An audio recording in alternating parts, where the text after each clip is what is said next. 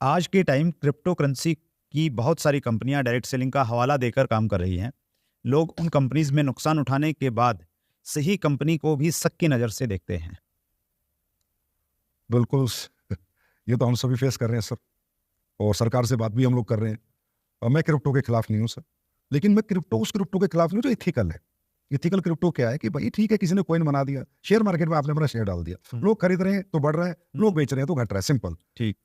उसको मैं नहीं कहूंगा कि वो गलत है, लेकिन मैं उस क्रिप्टो के खिलाफ हूँ जो डायरेक्ट सेलिंग का मॉडल यूज कर रही है। डायरेक्ट सेलिंग का मॉडल क्रिप्टो में कब से आ गया सर?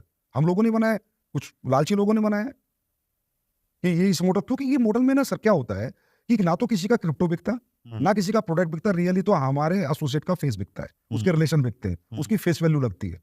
तो ये फेस वैल्यू का बिजनेस है। आदमी जब अपने रिलेशन में जाता है तो आसानी से किसी को कन्विंस कर लेता है। इस वजह से लोगों को पता चल गया यार ये मॉडल जहां भी डाल दे तो राइट हो जाता है। सर आपने देखा होगा पहले बहुत सी कंपनी इंडिया में आई जो ऑनलाइन फालतू की चीजें लेके आई, यस फालतू के प्रोडक्ट लेके आई, एक मॉडल की आड़ में वो भी धंधा करके निकल गई। क्यों? क्योंकि वो मॉडल में इमोशंस है, रिलेशंस है। उन्हें पता है कि आदमी जब अपने आदमी के घर में जाएगा तो उससे यार पैसा निकाल के नहीं आएगा। तो ये तो 100% इलीगल, अनइथिकल, और मैं कहता हूं कि देश को लूटने का एक बहुत बड़ा फ्रॉड है ये क्रिप्टो के साथ डायरेक्ट सेलिंग को जोड़ना। और इसकी लड़ाई हम लोग 100% लड़के रहेंगे, और गवर्नमेंट इसमें हमारे साथ आ रही है, हमसे बात भी कर रही है, हमारे डिस्कशन पे चल रहे हैं। आप क्रिप्टो खरीदो ना, कॉइन खरीदो, कॉइन बेचो, लेकिन आपका ये कौन सा तरीका आप डायरेक्ट सेलिंग मॉडल का यूज करो? तो ये प्योर फ्रॉड है sir. That's great, Sanjeev sir ने बताया। और मैं एक चीज़ और इसमें करना चाहता हूँ। महाराष्ट्र गवर्नमेंट ने गाइडलाइन इशू की है, और उस गाइडलाइन में उन्होंने क्लियरली कुछ प्रोडक्ट्स को, लगभग 10-12 प्रोडक्ट्स हैं, उसकी लिस्ट भी हम डिस्क्रिप्शन में डालेंगे, उन प्रोडक्ट को नेगेटिव प्रोडक्ट लिस्ट के रूप में डाला है कि ये प्रोडक्ट डायरेक्ट सेलिंग का हिस्सा नहीं हो सकता। जैसे संजीव सर कह रहे हैं ना, उसको आप खरीदिए बेचिए, उसमें कोई प्रॉब्लम नहीं है, लेकिन उसको डायरेक्ट सेलिंग का हिस्सा मत बनाइए। तो महाराष्ट्र गवर्नमेंट की गाइडलाइंस ने लिखा हुआ है, तो वो पूरी की पूरी गाइडलाइन का PDF हम लोग डिस्क्रिप्शन में डालेंगे, उसमें भी आप देख सकते हैं।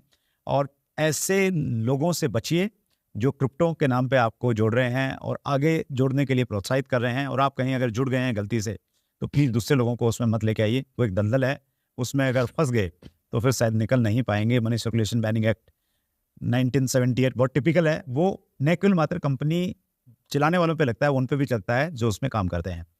आगे बढ़ते हैं संदीप सर। इसमें मैं सर एक कहना चाहूंगा, प्लीज। ऐसे लोगों को इंडस्ट्री ब्लैकलिस्ट करे, हर मैनेजमेंट ब्लैकलिस्ट करे।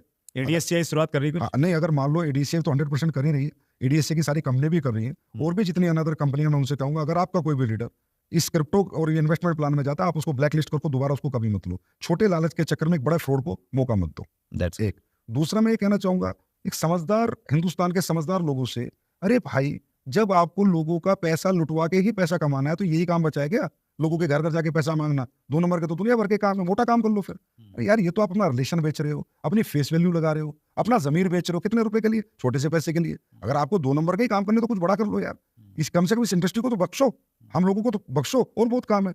क्या हिंदुस्तान के इंसान का इतना जमीन गिर गया कि वो थोड़े से लालच के लिए अपने लोगों का पैसा डुबो के, अपने लोगों का पैसा बर्बाद करके अपना घर बनाना? मुझे नहीं लगता ऐसे हिंदुस्तान के लोग हैं सर। अगर ऐसा होता हमारे देश में, शायद एजुकेशन की कमी है, शायद नॉलेज की कमी है, अगर ऐसा हमारे देश में होता तो हर गरीब आदमी देशद्रोही होता सर। ऐसा नहीं है। लोगों को समझाना है, एजुकेशन देनी है, नॉलेज देनी है, और सबसे बड़ा मंच आप ही के पास है। आप जितना समझाओगे लोग समझें। Thank you so much.